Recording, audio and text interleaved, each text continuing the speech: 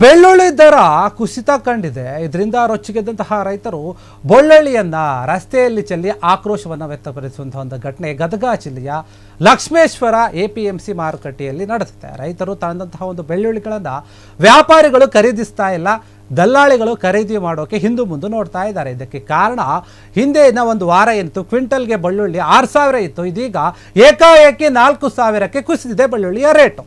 ಇದು ರೈತರು ಆಕ್ರೋಶಕ್ಕೆ ಕಾರಣ ಆಗ್ತಾ ಇದೆ. ಗದಗ ಸೇರಿದಂತೆ ಬಾಗಲಕೋಟೆ, ಹುಬ್ಬಳ್ಳಿ, ದಾವಣಗೆರೆ ಈ ಜಿಲ್ಲೆಗಳಲ್ಲಿ ಬೇರೆ ಬೇರೆ ಜಿಲ್ಲೆಗಳಲ್ಲಿ ಏನಿದೆ ರೇಟ್ ಜಾಸ್ತಿ ಇದೆ, ಆದರೆ ಇಲ್ಲಿ ಮಾತ್ರ ಕಡಿಮೆ ಇದೆ ದರ. ಅದಕ್ಕೋಸ್ಕರ ರೈತರು ಆಕ್ರೋಶವನ್ನು ವ್ಯಕ್ತಪಡಿಸ್ತಾ ಇದ್ದಾರೆ ಈ ರೀತಿ.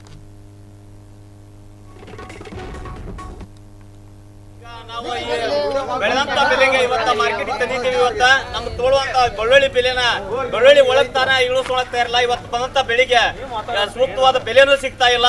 ಈಗ ಹೆಸರು ಲಾಸ್ ಆಗಿ ಹೋಗೈತಿ. ಅದೇ ಕಾರಣದಿಂದ ಈಗ ಬೆಳ್ಳುಳ್ಳಿನೂ ಸಹಿತ ನಮ್ಮ ರೈತರಿಗೆ ಇದ ಒಂದು ಅನ್ನ ಅಂತ ನಾವು ತಿಳ್ಕೊಂಡಿದ್ವಿ. ಇವತ್ತು ಇದಕ್ಕೆ ಬಂದಂತ ಬೆಳೆ 10% ಬಂದೈತಿ, 90% ಲಾಸ್ ಆಗಿ ಹೋಗೈತಿ. ಅದು ಗಡ್ಡಿ ಹರಿದು ಬಂದಾಗ 10% ಬಂದ್ರೆ ಅದ 10%ಗೆ ಇವತ್ತ ಮಾರ್ಕೆಟಿಗೆ ತಂದ್ರ ಬೆಲೆ ಇಲ್ದಂಗಾಗೈತಿ. ರೈತಿಗೆ ಏನಾಗೈತಿ ಅಂದ್ರ ಇವತ್ತು ತಿನ್ನಾಕ ಅನ್ನ ಸಿಗದಂಗಾಗೈತಿ. ಅನ್ನ ಬೆಳೆ ರೈತಿಗೆ ಅನ್ನ ತಿನ್ನಾಕ ಸಿಗದಂಗಾಗೈತಿ. ಯಾಕಂದ್ರ ಬಂದಂತ ಬೆಳೆ ನಾವು ಏನಾರ ಮಾಡಿ ಆಳು ಹೋಳು ಎಲ್ಲಾ ಕೊಟ್ಟು ನಾವು ಉಳಿಬೇಕಂದ್ರ ರೈತನ ಬೆನ್ನೆಲುಬ ಸರ್ಕಾರನಂಗಾದ್ರ ಇವತ್ತು ಹಂಗಾಗಿಲ್ಲ. ರೈತನ ಎಲ್ಲಾರ್ಗಿ ಹಾಕಿ ರೈತನ ಸಾಯುವಂತ ಪರಿಸ್ಥಿತಿ ಬಂದೈತಿ.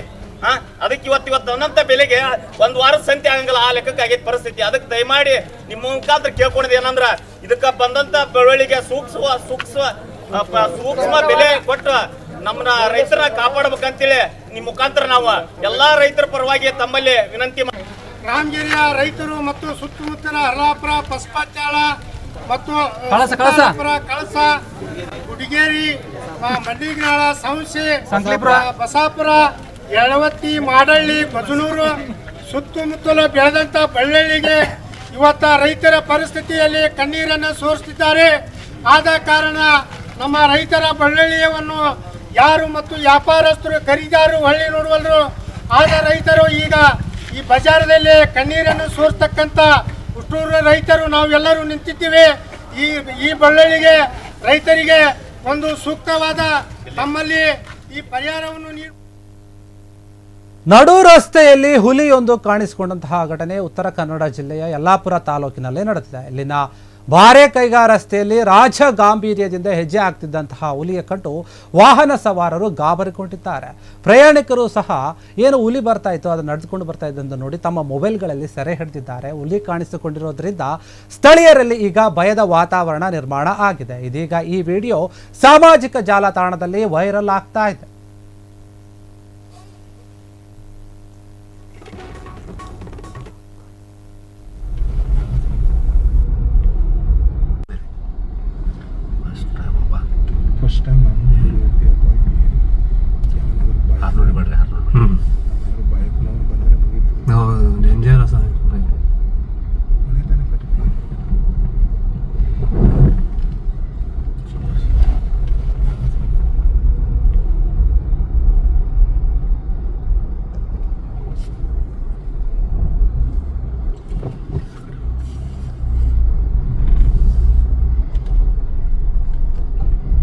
वाटना का वैरू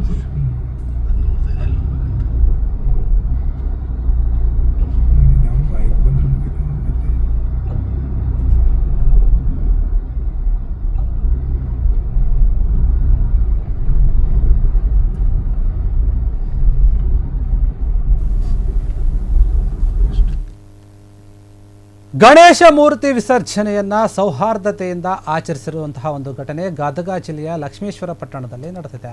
ಅಂಬೇಡ್ಕರ್ ನಗರದಲ್ಲಿ ಪ್ರತಿಷ್ಠಾಪನೆ ಮಾಡಿದಂತಹ ಗಣೇಶ ಮೂರ್ತಿಯ ವಿಸರ್ಜನೆ ಮೆರವಣಿಗೆಯಲ್ಲಿ ಮುಸ್ಲಿಮರು ಕೂಡ ಪಾಲ್ಗೊಂಡಿದ್ರು. ಹೂಮಳೆ ಸುರಿದು ಎಲ್ಲರಿಗೂ ಕೂಡ ಸಿಹಿಯನ್ನು ಹಂಚಿ ಸಂಭ್ರಮಾಚರಣೆಯನ್ನ ಮಾಡಿದ್ದಾರೆ. ದರ್ಗಾ ಬಳಿ ಮುಸ್ಲಿಮರು ಕವಾಲಿ ಒಂದು ಗೀತೆಯನ್ನ ಹಾಕಿ ಕುಣಿದಿದ್ದಾರೆ ಅಲ್ಲಿನ ಜನರು. ಯಾಕಂದ್ರೆ ಈ ಒಂದು ಗಣೇಶ ವಿಸರ್ಜನೆಯಲ್ಲಿ ಹಿಂದೂ ಮುಸ್ಲಿಮರ ಭಾವೈಕ್ಯತೆಯನ್ನು ಸೂಚಿಸಿದೆ.